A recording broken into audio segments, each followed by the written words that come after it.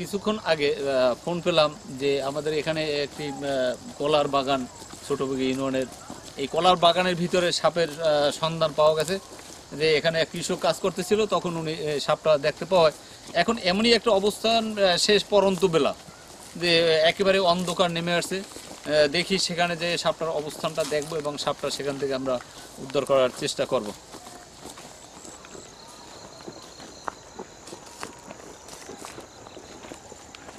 এই যে বিশাল কলার বাগান, এই বাগানটা অনেক বড় এবং রাস্তা থেকে অনেক দূরে, যেহেতু এমনি একটা পরিবেশের জায়গা, এখানে লোকজন অ্যাভেলেবেল আসে না। না আসার কারণেই এইসব জায়গা এবং ধান কাটার পরে সমস্ত জঙ্গল পরিষ্কার হয়ে যাওয়ার কারণে সাপগুলো বিভিন্ন জায়গায় পলানোর জন্য ছোটোখাটো যে জায়গা যেখানে পায় ইঁদুরের গর্ত বা ক্যানেল, এইসব জায়গায় থাকার জন্য মিনিমাম আশ্রয়ের জন্য যে পরিবেশ সৃষ্টি করে থাকে, সেখান থেকে দেখা যাচ্ছে বিভিন্ন লোক চোখের সামনে যখন পড়ে অনেক সময় অনেকে এই সাপগুলো মারি ফেলায়। যেহেতু একটা রাষ্ট্রীয় সম্পদ, একটা বিশ্বের ভিতরে সবচেয়ে মূল্যবান প্রাণী হিসেবে সাপকে স্বীকৃতি দেওয়া হয়েছে। সেক্ষেত্রে সাপ মানুষের জীবন রক্ষাকারী ঔষধ তৈরির জন্য গুরুত্বপূর্ণ অবদান সাপ রাখে এবং সাপের বিষ দিয়ে আমাদের জীবন রক্ষাকারী ঔষধ তৈরি হয়। সেক্ষেত্রে যেখানে সাপের অনুসন্ধান পাই, যেগুলো পয়জনাস সাপ, সেগুলো আমাদের বাংলাদেশ স্নেক বনাম প্রজেক্টে নিয়ে রাখি, এবং যেগুলো নন পয়জন সাপ পাবলিক আসলে ওটা চেনে না চেনার কারণেই আমরা সেই সাপগুলোকে নিয়ে বিভিন্ন জায়গায় যেখানে ভালো পরিবেশ, গুণগত মান ভালো, সেইখানে সেরকম পরিবেশে ওদেরকে উন্মুক্ত করে দেই। এখন আমরা এসে পড়ছি, দেখি আমাদের এখানে কোন গর্তের ভিতরে সাপটা কোন জায়গায় আপনি দেখছেন? এইটার ভিতরে তাই এখন এইটা মাটি ছাড়ানোর জন্য কোনো কিছু আছে? আসে এরকম জায়গায় সাপগুলো থাকে মূলত। এখান থেকে অনেক দূর জায়গাটা কলার বাগান, এখন পরিত্যক্ত বাগান, এখানে কলা ধরার মৌসুম নেই, গাছগুলো শুকিয়ে গেছে। এর ভিতরে থাকে এবং এই যে যাওয়ার পরিবেশ, সুন্দর একটা পরিবেশ, এর ভিতরে যায়। কলার পাতা আছে, আড়ালে আড়ালে শুকনো আছে, খারাপ নাই। চার্জার আছে, এই যে সাপটা দেখা যাচ্ছে। আসেন এখান থেকে ঢুকে এই যে সাপটা আসছে, এখানে আছে। এখন আমরা অতি সহজেই সাপটা, এই যে দেখেন এই পেছটা দিয়ে আপনি শট নিতে পারেন। সাপটা হয়তো বা যাচ্ছে কোথায় আস্তে আস্তে। এই যে দেখেন এই যে জায়গাটা, এই যে খুব সুন্দর একটা জায়গা, সাপটা বাইর করতে সক্ষম হইলাম।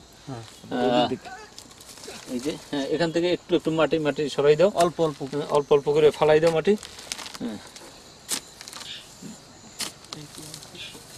ওই যে দেখা যাচ্ছে এই যে অনেক একটা বড় সাপ, এই যে দেখেন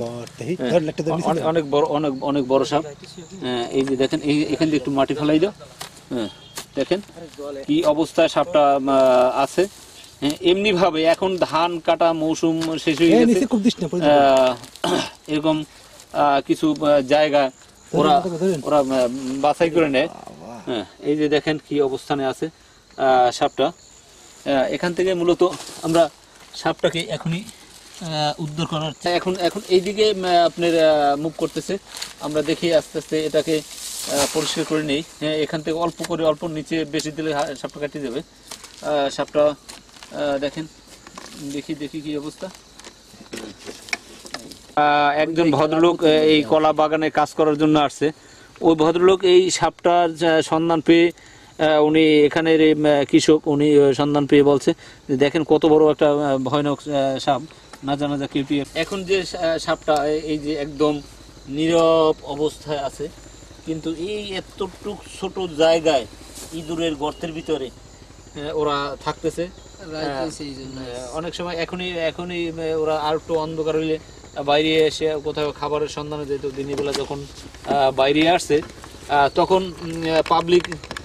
পাবলিকের চোখে বাজা যখন দেখতে পাওয়া, আমাদেরকে ফোন দেওয়ার কারণে আমরা আসে যখন মাটি খুঁড়ি, অতি সহজেই অল্প গর্তে ইঁদুরের ভিতরে, যে ইঁদুরের যে ক্যানেল, এই ক্যানেলের ভিতরে ও কোনো রকমই কষ্ট করে গাদাগাদি করে ও বসবাস করতেছে। এবং আমরা অতি সহজেই ওকে অল্প মাটি খনন করে, এই যে দেখেন এই মাটিগুলো আমরা খনন করছি, খনন করার পরে এই সাপটাকে দেখতে পাইলাম। এখন এই সাপটাকে আমরা আর একটু চেষ্টা করি, আর একটু পরিষ্কার করে দেখি ওর মাথাটা কোথায়। এখান থেকে একটু মাটি কাটতে হবে, এই মাটি কাটেন, মাটি কাটার পরে আমরা এই সাপটাকে এখান থেকে ধরে নিয়ে যাব। এবং এখন একেবারেই অন্ধকার নেমে আসছে, যেহেতু আমাদের পরিষ্কার জায়গা না, অনেকগুলো টর্চ ব্যবহার করতে হইতেছে এবং হেভি পাওয়ারি টর্চ না থাকায় এই যে ওর মাথাটা আসতেছে। আপনি দেখেন লাইটগুলো একটু কাছাকাছি নিয়ে এসেন, আর লাইট নিয়ে ওর কাছে। এই যে দেখেন ওর মাথাটা, মূলত সাপ ধরার সময় অনেক কিছু সতর্ক ব্যবহার করতে হবে। যেহেতু দেখা যাচ্ছে আমি এই টর্চটা একদম ধরে, এই টর্চটা একটু ধরে রাখেন। এই যে দেখেন এই সাপটা আমি যে এখানে হাতটা রাখলাম, যেহেতু ও মনেই করতে পারতেছে আসলে একটা মাটির স্তর, কিন্তু দেখা যাচ্ছে আমি যখন ওরে অল্প অল্প করে নাড়াচাড়া দেবো, তখন পিছিয়ে আসার চেষ্টা করবে। যদি পিছনের দিকে আসে তখন দেখা যাচ্ছে আমি এই অংশটা ধরে রাখলাম, এই যে অংশটা ধরলে পরে ও বুঝতে পারবো না যে আমার এখানে হাত দেওয়া আছে। ওকে আমি আস্তে আস্তে টেনে নিচের দিক নিয়ে আসলাম। এই যে ডাইসটা দেখা যায়, ওর যে মনোগ্রাম যে ডাইস, সেই ডাইসটা দেখা যায় যে নাজা কেউটিয়া। এখন আমি আস্তে আস্তে নিয়ে আসতেছি। ও অনুভব করতে পারতেছে যে আমি ইঁদুরের ক্যানের ভিতরে, গর্তের ভিতরে এখনো আছি। ও মনে করতে পারে না যে আমি আসলে ওকে হাত দিয়ে আস্তে আস্তে ওর ঘাটটা আমি ধরতেছি। এখন যে দেখেন ওর ঘাটটাকে আমি জড়াই ধরে ফেললাম, যে দেখেন খুব হেভি শক্তিশালী, খুবই কঠিন। দেখেন যে কি অবস্থা, খুবই শক্তি। এই যে দেখেন ওর যে বল প্রয়োগ করতেছে, হেভি বল প্রয়োগ করতেছে এই যে জায়গাটা। ও দেখেন এই কিভাবে মাটি, এই যে মাটিটাকে ও এইভাবে এমনি ভাবে ও মাটিকে আটকাই রাখছে। দেখেন এই যে দেখেন মাটিটা আটকাই রাখছে, বুঝছেন? এই এখন এই সাপটাকে আমি এখনই ধরলাম যে খুব অনেক বড় একটা সাপ। যেমন এই যে ওর মাথাটা যে সাদা দেখা যাচ্ছে। ওরা অনেক সময় ইঁদুরের গর্তের ভিতরে যখন থাকে, গর্তটা অনেক সময় কৃষক বা বিভিন্ন জায়গায় মাটির কারণে আটকা পড়ে, তখন ওরা বারবার মাথা দিয়ে প্রেস করতে থাকে মাটিকে সরানোর জন্য। তখন এই মাথাটা কিন্তু আস্তে আস্তে এই জায়গাটা ক্ষত হইতে সাদা পরিণত হয়। কিন্তু এই সাপটাকে এই একেবারেই কনজাস্টেড এরিয়া, যে এতটুকু এরিয়ার ভিতরে এত বড় একটা সাপ বসবাস করা, সেটা আসলে অস্বাভাবিক মনে হচ্ছে। কিন্তু এদের এরকম পরিবেশই এরা সাধারণত বসবাস করে। দেখেন যে ওর গায়ের সাথে মাটি আছে, এবং যে দেখা যাচ্ছে মাটির যে টেম্পারেচারটা যতটুকু ঠান্ডা এবং ওর বডিটা তদ্রুপ, তার চেয়ে একটু বেশি ঠান্ডা। যেহেতু এখানে মাটিটার টেম্পারেচার আর ওর বডির টেম্পারেচার একটু ডিফারেন্স আছে। আমি হাত দিয়ে পরীক্ষা করলাম, যেহেতু কোনো মেশিন বা যন্ত্রপাতি আমাদের সাথে নাই, বিধে আমরা টেম্পারেচারটা বলতে পারলাম না। হাত দিয়ে আমরা পরীক্ষা করলাম মাটির যে কোল্ড কতটুকু, সাপের বডির যে কোল্ড কতটুকু, এবং মাটিটা প্রায় সেম, হয়তো বা একটু ডিফারেন্স হবে। যদি আমরা ওকে এখন পরিপূর্ণভাবে বাইর করতেছি। দেখেন ওর লেজটা এটা ভিতরে যাচ্ছে, যে দেখেন আস্তে আস্তে বাইর করে নিয়ে আসছে। এই যে দেখেন অনেক বড় সাপ, প্রায় 6-7 ফুট হবে লম্বা। দেখেন বিশাল সাপ। এই যে একটা সাপ এখন যে সাপটাকে এখন উদ্ধার করলাম, সেটা হলো আপনার এই যে ডাইসটা দেখেন, এটা হলো নাজা কেউটিয়া। এটার যে ডাইস দেখেন খুবই সুন্দর, বিশাল এক বড় আকৃতির সাপ। যেহেতু যদি কোনো ব্যক্তিকে একবার সবল দিতে, তখন সে নির্ঘাত মৃত্যু হয়ে যেত। এখন দেখা যাচ্ছে এখানের মানুষ বারবার আমাকে বলতো যে আমাদের ওখানে বিশাল বড় একটা সাপ আছে, এর কারণে ভয়ের কারণে এখানে কৃষক কখনোই আসে না। বারবারই বলে যে ওখানে অনেক বড় একটা সাপ আছে, অনেক বড় সাপ আছে। এটা তাদের একটা আতঙ্ক সৃষ্টি হয়েছিল। এখানে এই জায়গাটার নাম বলে বাবুর খাল নামক একটা জায়গা। এখানে খুবই লোকজন ভয়ের কারণে একেবারেই আসে না। এখন আমরা যে এই জায়গা থেকে একেবারে খুব ছোট একটা জায়গা, এই জায়গা থেকে আমরা সাপটাকে দেখেন একেবারেই কনজাস্টেড এরিয়া, যে ইঁদুরের যে ক্যানেলটা খুব ছোট। যেহেতু এখানে মাটির পরিমাণ কম ছিল বিধে আমরা বুঝতে পারছি যে ইঁদুর যে মাটিটা কাটছে, যে এই যে দেখেন মাটিগুলো কাটা হয়েছে ইঁদুরের, এই যে মাটিগুলো, তবে ও অনেক বেশি মাটি খনন করতে পারে নাই বিধে হয়তো বা কখনো এখানে সাপ আসছে, ইঁদুরকে খেয়ে ফেলছে, এরকম ধরনের ওর খাদ্য হিসেবে ইঁদুরকে খেয়ে ইঁদুরের যে বাসস্থান যে ক্যানেলটা ওখানেই ও মূলত এখানে বসবাস করা শুরু করছে। এখন আমরা এখানে যে সাপটা পাইলাম সেটা হলো বাবুর খাল। এখানে অনেক পাবলিক একেবারেই পরিচিত যে এই সাপটাকে বারবার ওরা দেখে এবং এরা হতাশাগ্রস্ত। আপনার এখন দেখা যাচ্ছে যে আমরা সাপটাকে উদ্ধার করলাম, এখানে অনেক সাপ থাকতে পারে যেহেতু পার্শ্ববর্তী জায়গাটা একটা খাল আছে, পরিত্যক্ত খাল। এখানে কোনো প্রকারই কৃষক কাজ ছাড়া কখনো এই পথটায় আসে না এবং আমি তো দেখিই নেই এবং লোকজনও বলছে যে না এরকম ধরনের লোক ওখানে খুব কম যায়, আমরা সাপের ভয়ের কারণে এখানে কাজ করতে যায় না। যেহেতু এখানে বিশাল কলার বাগান, দেখেন অনেক গরু ছাগলে এরা কলার পাতা খেয়ে বলছে এবং এর যত্ন নেই, অনেক টাকা ব্যয় করেও কলার বাগানে এখানে কৃষক কাজ করতে আসছে না। এখন যে সাপটা দেখেন খুব ভয়ানক ডেঞ্জারাস সাপ। এখন দেখেন এই যে সাপটা দেখতে পাবেন যে ওর মাথার এই কিছু অংশটা যে আপনার বিষাক্ত সাপ। এখন আমরা ওকে রাখি, দেখি আর একটা সাপের সন্ধানের কথা বলছে এখানে, যদি পাওয়া সম্ভব হয় তাহলে আমরা সেটাও একটু চেষ্টা করে দেখি। বড় একটা বস্তার ভিতরে রাখছি, দেখি বস্তার ভিতরে রাখি, রাখার পরে দেখা যাবে এই সাপটাকে এখানে রাখলাম বস্তার ভিতরে, এখনই রাখছি। হ্যাঁ, এবং দেখা যাচ্ছে এরকম ধরনের যে সাপগুলো এরকম কিছু কিছু জায়গা যদি আমরা অনুসন্ধান করি বা পাবলিক যদি খবর দেয় তখন সেখান থেকে সাপ উদ্ধার করা সম্ভব। এখানে এটা হলে বাবুর খাল নামে পরিচিত। দীর্ঘদিন যাবত এখানে কৃষক সবাই বলতো আমাদেরকে যে এখানে সাপ আছে। বৃষ্টি মৌসুম থাকার কারণে আমি এখানে আসিনি। আমি একটা সাপ পেয়েছিলাম আপনার নেটে বাজানো, সেই সাপটা নিয়ে গেছি, কিন্তু অনেক পাবলিক বলতেছে যে সাপটাকে আপনি ছেড়ে দিয়েছেন এটা মনসা, তাই ভয়ের কারণে। কিছুক্ষণ আগেও আমাকে এক ছেলে প্রশ্ন করছে যে ওটা নাকি আপনি ছেড়ে দিয়েছেন। আসলে তো মনসা বলতে কিছুই নেই, এই জিনিসটা হলে মানুষের ভ্রান্ত ধারণা। এই সাপ আমি আমার প্রজেক্টে রাখছি এবং সেই সাপটাকে প্রজেক্টের আমাদের কিনকোবরা সাপ আছে ওকে খাদ্য হিসেবে দিয়েছি, নন পয়জন বিধে। এখন আমরা দেখি যে সামনে আরও একটা জায়গা আছে, ওনাদের সন্দেহ হইতেছে যে এই জায়গাটা সাপ আছে, নিয়মিত দেখে ওর গর্তের ভিতরে ঢোকে। আমরা দেখি সেটাকেও একটু এখন পরীক্ষা করে দেখবো যে এবং সেখানে সাপ পাওয়া যায় কিনা। গাছ আছে যে গাছটার ভিতরে ফাঁকে ফাঁকে আসলে এবং অতি সহজেই কোনো কিছুতে, যেমন ঈগল পাখি বা মঙ্গস আসে দ্রুত ধরতে পারে না, বিদয় ও আস্তে আস্তে এর ভিতরে ঢুকতে পারে এবং এই যে জায়গার ভিতর দিয়ে আসা যাওয়ার জন্য ওর সুবিধাজনক। আমরা দেখি এই কলা গাছটাকে কলা আছে কিনা, যে দেখি টর্চ লাইট আছে কার কাছে, টর্চ লাইটটা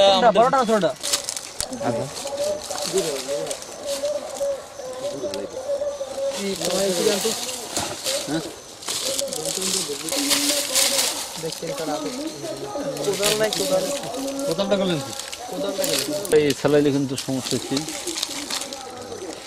অনেকগুলো।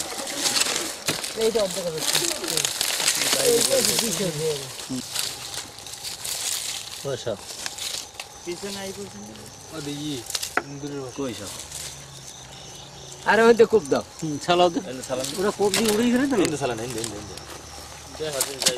আরে এই মাথার তো সালান হ্যাঁ সালান এই দিন ছালা। হ্যাঁ, ফালাই দাও নিচের দিকে গেলাই দাও নালা গেলে এই একটা নালা খাওয়া এই দিকটা পুরোটা ছালাই দাও, এদিকে মাটি ছালাই দাও। এই জায়গা হারাই দিলে কোন কথা ফস হইছে এইদিকে যে অট্টাটা এইদিকে হ্যাঁ হ্যাঁ হ্যাঁ ওইটার মধ্যে এই হ্যাঁ একদম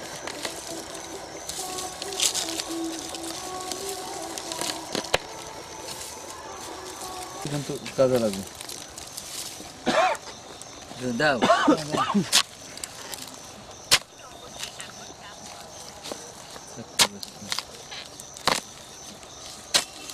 এইদিকে একটা নাম গেছে টান দাও, তুমি টান দাও। মোটরসাইকেল দেখো হ্যাঁ, একটা জায়গা এখন পরিষ্কার করলাম কিন্তু সাপটা এখন পর্যন্ত পাওয়া যায় নাই। দেখে আমরা চেষ্টা করতেছি যে সাপ এখানে যেহেতু একজন কৃষক দেখছে, উনি যে নিশ্চিত যে না এখানে সাপ আছে, যেহেতু এখানে পুরান জায়গা ইঁদুরের অনেকগুলো ক্যানেল তৈরি হয়েছে। এখন আমরা একের পর এক ক্যানেলগুলো চেক করতেছি, যেখানে আমরা পাবো চেষ্টা করতেছি যে পাবো আশা করি। জানি না কতটা সফল হব, কিন্তু আমাদের চেষ্টা অব্যাহত আছে। আমরা আমাদের লাইটিংয়ের অভাবে আমরা আরও লাইটিংয়ের ব্যবস্থা করতেছি। যে এই জায়গাটা ভালোভাবে আমরা খোঁজ করে দেখবো যে সে সাপটা কোথায় যাইতে পারে। আমরা এখনো চেষ্টা চালাই যাচ্ছি, দেখি গর্তগুলো কোন হ্যাঁ এদিকে কোনো ক্যানেল আছে কিনা। সেই হ্যাঁ গর্তের জন্য মরে যায়।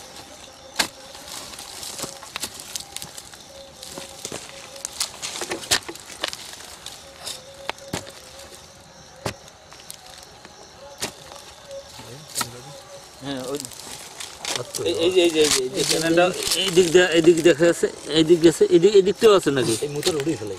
হ্যাঁ আগে এই দিকটা ই করো, পরিষ্কার করতে হবে। মোটরসাইকেল টানতে গেছে কি?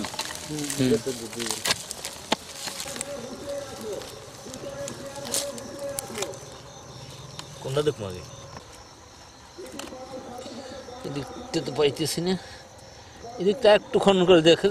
ও বাবা, এটা তো অনেকটা জায়গা খনন করার পরে আস্তে আস্তে আমরা এই দিকগুলো ক্যানেলগুলো সব দেখতে আসায়, কিন্তু এক পর্যায়ে আসে দেখা গেছে যে ভদ্রলোক দেখছে সে ওই প্রান্ত দিয়ে দেখছে, দেখার পরে অনেকগুলো আমরা গর্ত চেক করতে আসলাম এই পর্যন্ত। কিন্তু আসার পরে আমরা দেখতে পেলাম যে সাপটা এই যে একটা জায়গা, এখানে যে দেখেন এই সুন্দরভাবে এই সাপটা এখানে আছে। এই যে দেখেন অনেকটা একটা বড় সাপ, একেবারে কাছে অনেকগুলো লাইট দেন এখানে। এই যে সাপটাই, এই যে একটা ভয়ানক সাপ, এই যে দেখেন ও খুব ছোটাছুটি করতেছে। দেখি ওর মাথাটা আমি আস্তে আস্তে ধরার চেষ্টা করতেছি যে ও বাইরে আসবি না।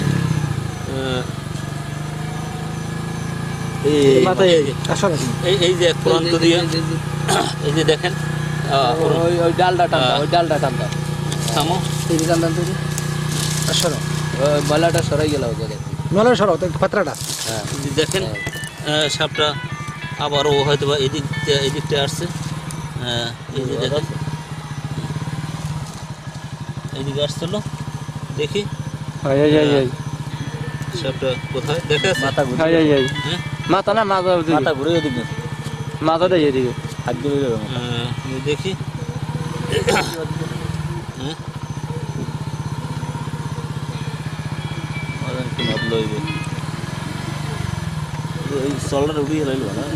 একটু মাটি আমরা খনন করতে পারি, খনন করলে দেখা যাবে যে অবস্থানটা কেমন।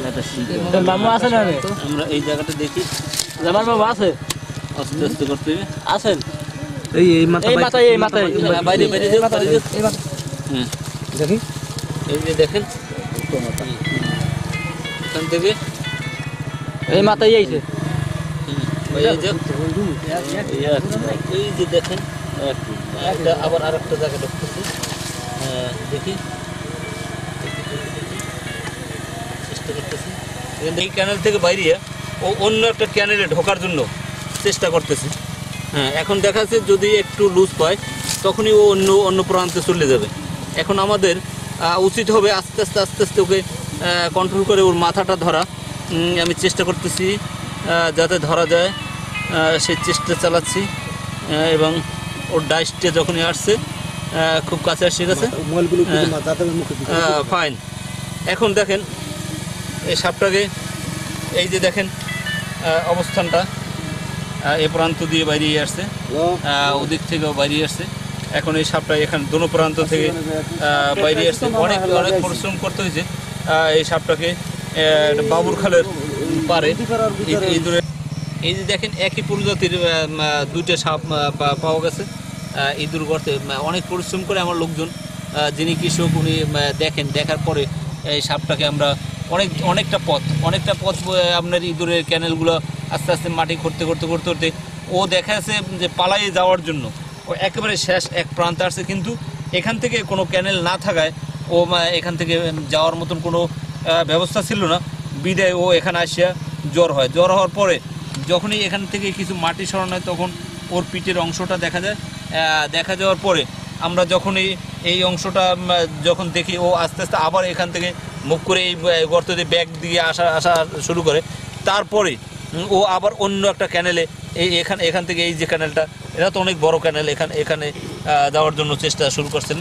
কিন্তু ওর আসা যাওয়ার পথ ওর অনেকগুলো ছিল, হয়তোবা যাওয়ার সুযোগটা পায়নি। তখন আমরা ওকে ধরতে সক্ষম হই এখান থেকে।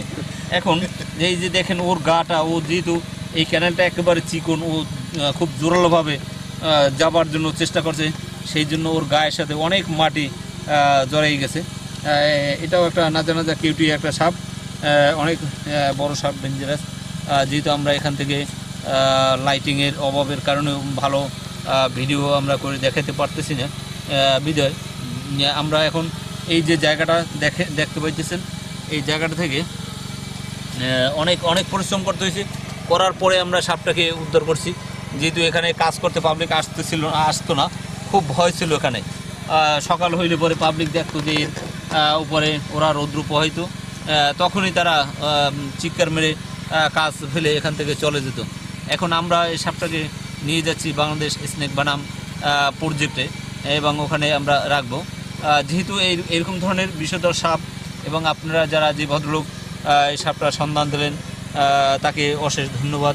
এবং এরকম ধরনের যদি আপনারা কখনো কোথাও সাপের সন্ধান পান, সেটাকে যদি আমাকে ফোন দিয়ে আমাকে জানানো হয়, তাহলে সেখান থেকে আমরা সাপগুলোকে উদ্ধার করতে পারবো। এবং যেহেতু এটা রাষ্ট্রীয় সম্পদ এবং ঔষধ শিল্পের জন্য সাপের বিষ গুরুত্বপূর্ণ ভূমিকা রাখে, যেটা আমাদের জীবন রক্ষাকারী ঔষধ তৈরি হয়। আমি এখন আমাদের এখানের অভিযান শেষ, যেহেতু রাত্র অন্ধকার নেমে আসছে, সেই জন্য আমরা আর অন্য কোথাও আজকের মতন আর সন্ধানে যাব না। যদিও কোনো ব্যক্তি জরুরি কোনো এমনই অবস্থানে কোনো সাপের সন্ধান পাওয়া যায়, তাহলে সেক্ষেত্রে যাব। আমাকে ফোন করতে পারেন 01766736202।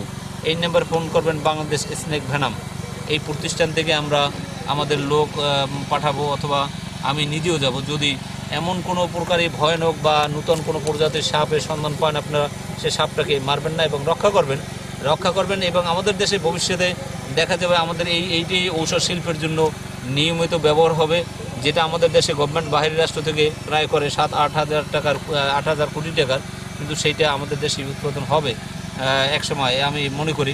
এবং আপনারা যারা দর্শনার্থী আছেন, যেহেতু আমাদের ক্যামেরায় আপনাদেরকে সবাইকে দেখানো সম্ভব না, তারপরও অন্ধকারের কারণে, তারপরও আমি আপনাদেরকে ধন্যবাদ জানাচ্ছি। কিন্তু আপনারা বুঝতে পারছেন যে আসলে সাপগুলো এটা মূল্যবান সম্পদ, আমরা সাপ মারবো না, এই পত্রিকার সবাই করব। এই বলে আমি আমার এখন এই যে অভিযানটা শেষ করছি। খানিকটা বসে থাকা আমার পাটা একটু ব্যথা হয়ে গেছিলো, যেহেতু আমরা এখন রাতের অন্ধকার, এখন অনেক সাপ নেমে আসবে খাবারের জন্য, তাই আমরাও রাতের অন্ধকারে আমাদের এই সাপ সন্ধান করা একটু কঠিন, যেহেতু আমাদের হেভি লাইটের ব্যবস্থা নাই। আমরা যে লাইটিং ব্যবস্থা করছি, অনেকগুলো মোবাইল লাইট এবং ছোটো টর্চ লাইট, এবং আমাদের যে মোটর সাইকেল বাইক ব্যবহার করি,